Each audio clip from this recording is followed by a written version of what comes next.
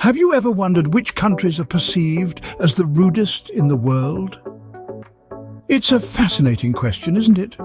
After all, ideas of rudeness can be as diverse as the world's many cultures, shaped and swayed by personal encounters and cultural nuances. What might seem rude to one person could be completely normal to another.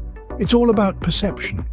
So, as we embark on this global journey, let's remember to keep an open mind. Let's dive into the world's perceived rudest countries, shall we? Based on various surveys and personal experiences shared by travellers, some countries often top the list for perceived rudeness. Now, bear in mind that rudeness, like beauty, is in the eye of the beholder, and cultural differences can often play a big part in this perception. Let's take a journey around the globe, starting with France. The paradox of France. Often cited as both the friendliest and rudest country, it seems that personal encounters really do shape our perceptions. Whether it's the Parisian waiter's perceived indifference or the warm welcome in Provence, your mileage may vary. Next stop, Russia. Known for its direct language translation, some travellers may find the Russian communication style a bit too blunt for their liking. But remember, it's just a cultural nuance, not necessarily rudeness. The United Kingdom, home to the Queen, tea and crumpets, and yes, occasionally perceived rudeness.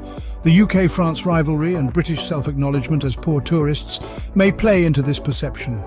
Germany, the United States, Egypt, Switzerland, Austria, Puerto Rico, Greece, Sweden, and Argentina also make appearances on the list.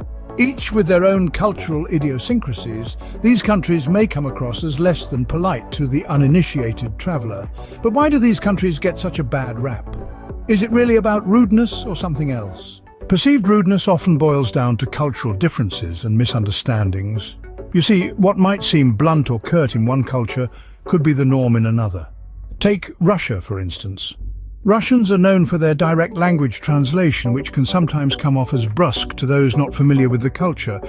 But really, it's just their way of getting straight to the point. No fluff, no pretenses.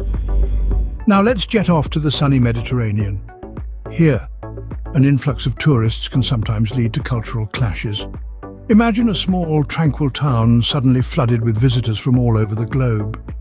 It's a shock to the system, and locals might not always react in the most welcoming way. It's not that they're inherently rude, it's just that the sudden change in their environment can be overwhelming.